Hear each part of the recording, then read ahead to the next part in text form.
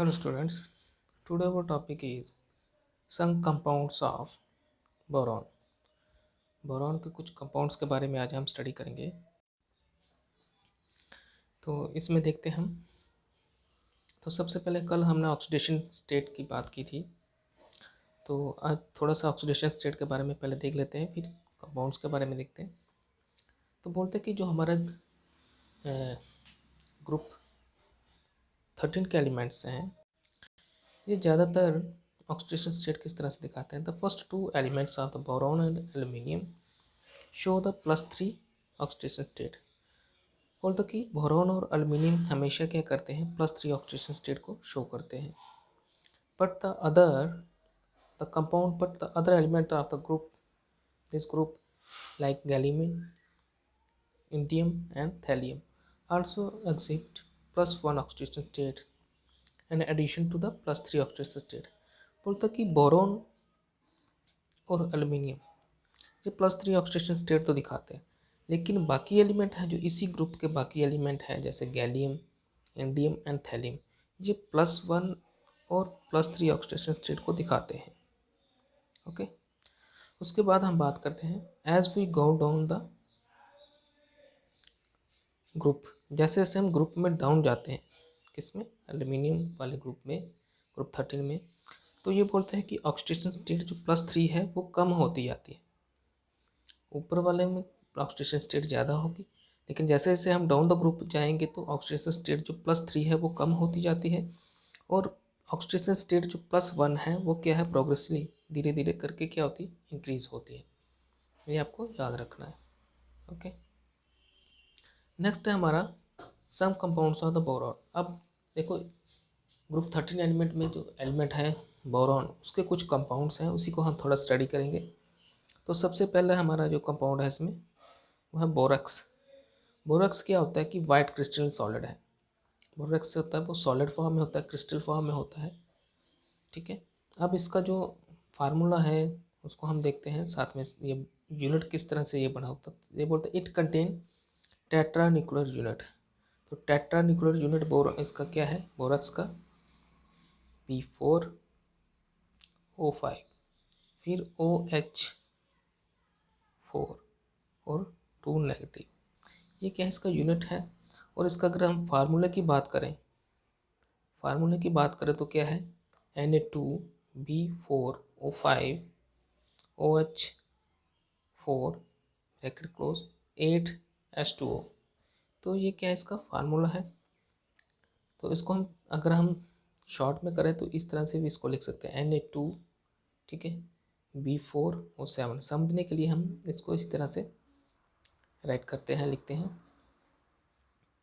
अब ये बोलते हैं कि बोरक्स को जब हम डिज़ोल्व करते हैं in water, borax dissolve in water to give the alkaline solution. Borax को जब हम वाटर के साथ डिज़ोल्व करते हैं तो ये अल्कलाइन सॉल्यूशन देता है, साथ में आर्थोबोरिक एसिड देता है। ठीक है, अब बोरक्स इज यूज्ड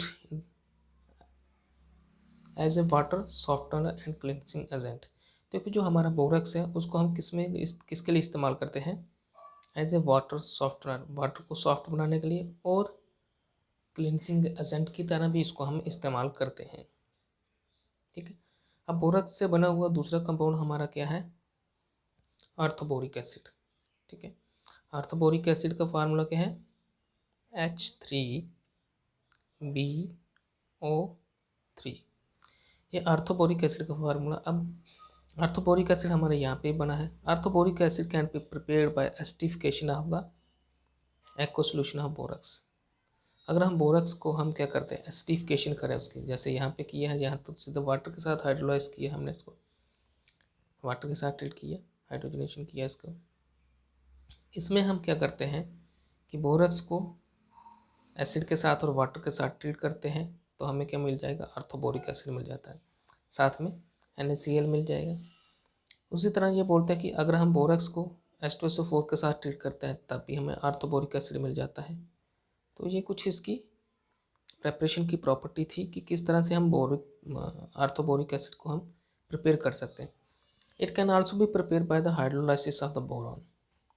बोरॉन को जब हम हाइड्रोलाइज करते हैं, जैसे BCl3 को, ठीक है। हाइड्रोलाइसिस करें तो हमें क्या मिलता है, H3BO3, या फिर हम यहाँ पे B2H6 को भी वाटर के साथ ट्रीट करते हैं तब भी हमें क्या मिलता है, H3BO3। तो ये थी प्रेपरेशन था हमारी किसकी, बोरेक्स की प्रेपरेशन और ऑर्थोबोरिक एसिड की प्रेपरेशन थी। ठीक है। अब कुछ फिजिकल प्रॉपर्टी हैं जो बोरिक एसिड की है, उसको हम स्टडी कर लेते हैं। देखो बोरिक एसिड होता है जी वाइट क्रिस्टलाइन सॉलिड होता है। ठीक है, बोरिक एसिड है, वाइट क्रिस्टलाइन सॉलिड होता है, सॉफ्ट सोपी टू टच। बोरिक एसिड को अगर हम टच करें तो ये साबुन की तरह क्या होता है, सॉफ्ट होता है। It's sparingly soluble in cold water but fairly soluble in hot water. बोलता कि अगर हम इसके वाटर में बात करें तो ये कोल्ड वाटर में स्प्रिंगली सॉल्युबल हो जाता है, लेकिन हॉट वाटर में ये क्या है, फेयरली आराम से सॉल्युबल होता है। ठीक है। अब यूजेस क्या क्या है इसके, it manufacture of the heat resistance borosilicate glazes. ठीक है, ये किसके लिए इस्तेमाल होता है, in manufacturing heat resistance borosilicate glaze बनाने के लिए इस्तेमाल होता है, जो कि हीट रेजिस्टेंस होता है। As the preservative of the milk and foodstuff, milk और फूड को प्रिजर्व करने के लिए इसका इस्तेमाल किया जाता है एज ए प्रिजर्वेटिव। अब ये बोलते हैं कि in manufacturing of the enamels and glazes in the poultry, enamel और ग्लेजेस जो पोल्ट्री में इस्तेमाल किए जाते हैं उनको वहाँ पे हम इसका बोरिक एसिड का ही इस्तेमाल किया जाता है। ठीक है, तो ये थी हमारी बोरिक एसिड